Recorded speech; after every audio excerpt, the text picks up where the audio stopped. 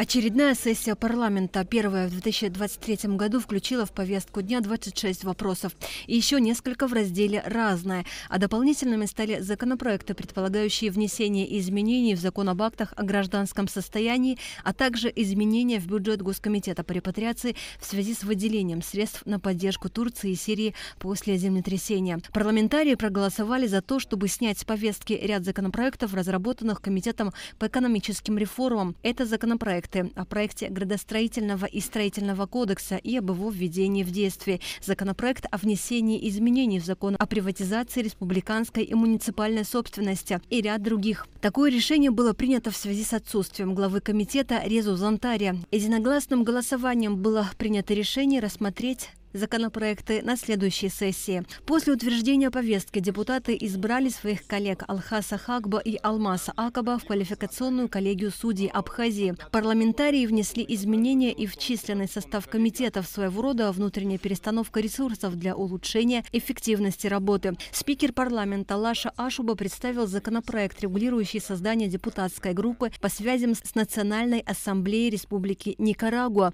Он пояснил, что в этом году исполняется 15 лет с момента признания этой республикой независимости Абхазии и налаживания официальных дипломатических связей. Депутаты единогласно поддержали.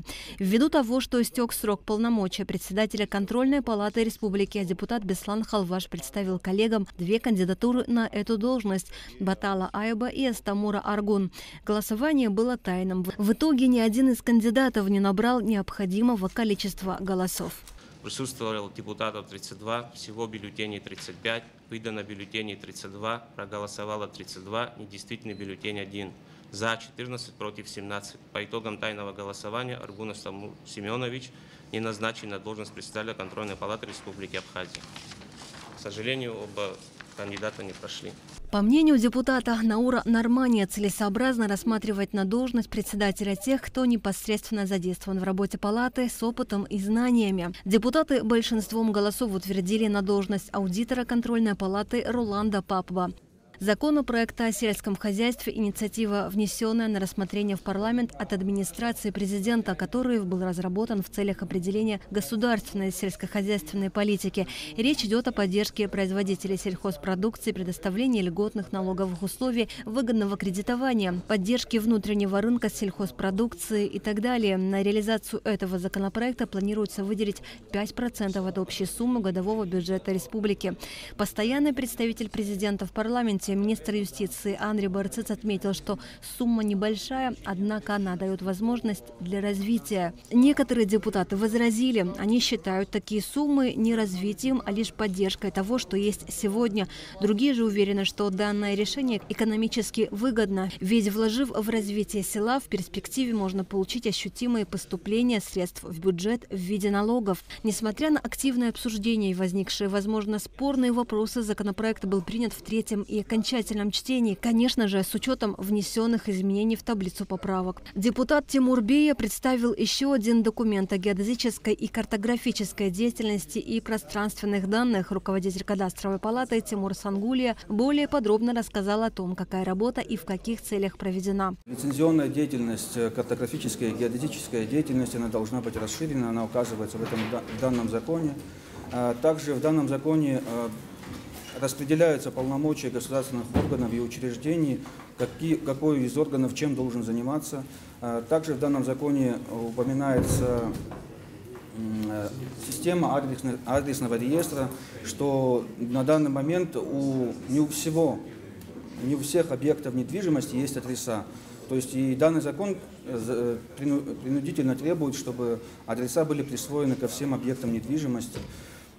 Также данный закон должен пролить свет на такие секторы экономики, как цифровые технологии, цифровые карты в данном случае. Есть такое понятие, как географические информационные системы. Это большой сектор развития технологий во всем мире. Тимур Сангулия также пояснил, что собранная информация будет служить основой для собственных навигационных данных. Законопроект был принят во втором окончательном чтении. Депутаты парламента одобрили и внесение изменений в бюджет фонда репатриации. Вадим Харази рассказал, из каких средств были выделены $300 000 на поддержку пострадавших от землетрясения в Турции и Сирии.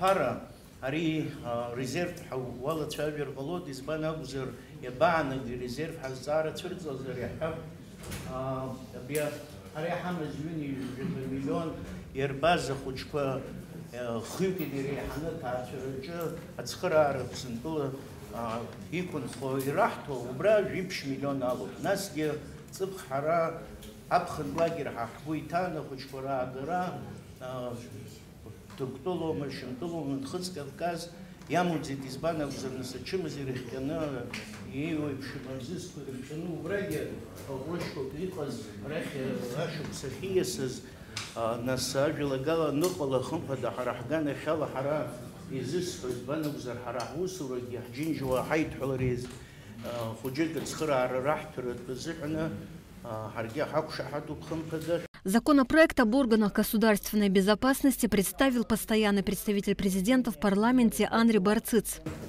Применяемые органами государственной безопасности в целях предупреждения совершения преступления. Это объявление официального предостережения о недопустимости действий, создающих условия для совершения преступления. Предметом правового регулирования проекта закона являются отношения, возникающие на начальных этапах противоправной деятельности. Основная цель – реализация указанной меры – недопущение совершения лицом преступлений подведомственных служб госбезопасности. Если говорить коротко, проект закона призван помочь работе службе госбезопасности в части предупреждения неправомерных действий. Речь идет о профилактической работе, которая, как пояснил Барциц, а затем и заместитель генпрокурора Адамир Квицини, не влечет правовых последствий. Депутаты Инар Гицба, Дауд Хутаба, Дмитрий Маршан и другие высказали мнение, что в будущем законопроект может развязать руки службе госбезопасности, у которой и без того достаточно рычагов для эффективной работы. И этот законопроект негативно повлияет на общество, в котором ценится свобода слова и выражение мнения. Не разделю здесь те опасения, которые высказываются рядом депутатов. Почему? Потому что все-таки эта мера предостережения, она не влечет, хотя там и написано о том, что лицо обязано выполнить те требования, которые сотрудник, допустим, СГБ будет ставить перед определенным гражданином, оно не влечет никаких правовых последствий. Больше того, оно роль такую профилактическую несет, и какой-то меры ответственности за неисполнение этого предостережения в законе не предусмотрено. Да. Поэтому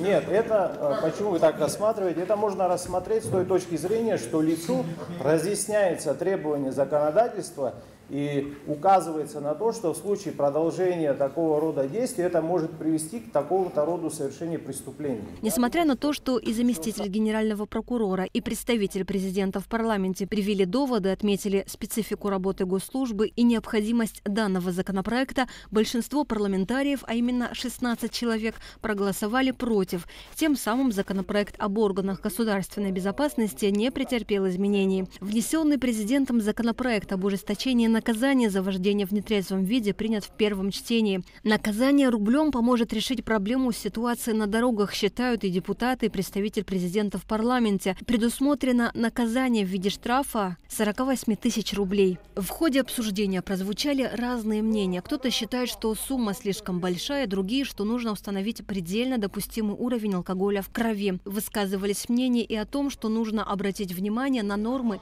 изъятия водительских прав. Более того, депутат Винори Бебия предложил установить определенный процент, который позволит начислять сумму к зарплате сотрудника из выплаченных штрафов.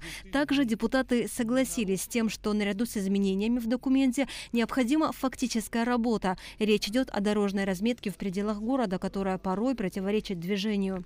Депутаты также приняли во втором окончательном чтении проект закона об электронной цифровой подписи в банковской системе. Речь идет о внедрении электронного документооборота и масштабное использование электронной подписи.